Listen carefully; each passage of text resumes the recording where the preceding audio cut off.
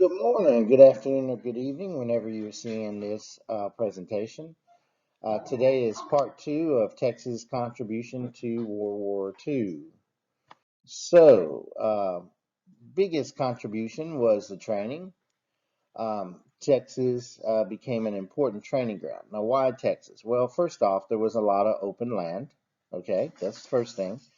And secondly, there was a lot of good weather. So it's especially good for pilots um, to learn how to fly in. Okay, and so Texas had 1.2 million troops trained here.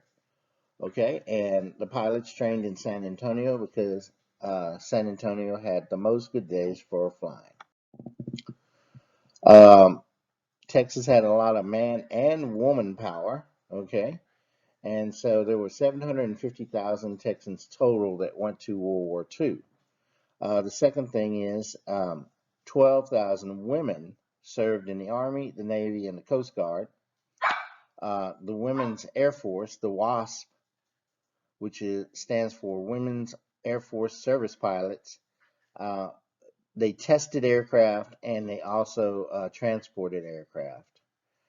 And those women trained in Sweetwater, Texas. A very important unit in World War II was called the 36th Armored Division. The 36th was made up mostly of Texans. Now, I told you when I talked about World War One that that became the war where different states were split up and worked in different units.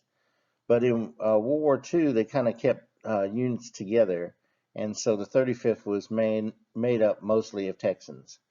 And this division fought in Italy, and they captured Rome, and they also fought in France and Germany.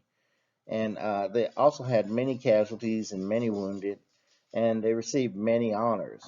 The thing about the 36th Division, which I didn't put down in the note, is that they never gave up. So they're a unit that you sent in when everybody else would fall back. The Texans always went forward and captured whatever they were sent after. Texas also housed prison camps. Um, so most German POWs were in Texas, and the reason they had the POW camps in Texas is because we have a lot of farming. So these guys were sent out to farm cotton, fruits, stuff like that. Now, of the thousands of Germans that we had here in Texas as prisoners of war, only 23 escaped. One guy tried to escape, and he was actually cornered by a Brahma bull in a tree. So, everybody goes, ha ha, Brahma bull even captured a German prisoner. The other thing about Texans, they were really nosy. So if you show up somewhere and you can't speak English, guess what? Them Texas boys are gonna say something to you. Okay. Now, one of the sad things that happened in Texas was what we call internment camps.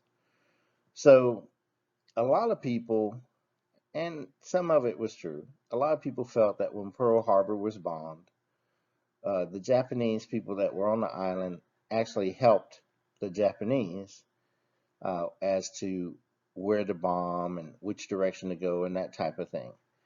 And so when the war started, a lot of Japanese Americans were put in what was called internment camps.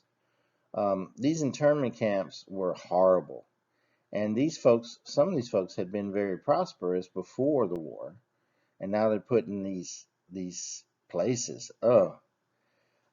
Also, there were some Germans and some Italians too that were not naturalized citizens that were put in these camps. But for the most part, it was Japanese. And so I picked this picture. This lady's very nicely dressed, and she's about to go into this horrible, horrible condition. So it's kind of a dark part of our history in the United States, as though it's internment camps. Okay, so our questions for today are: how many Texans served in World War II? What was Texas used primarily for? What division of Texans captured Rome? And CNN 10 question: what city's name means victorious. Have a great day, guys.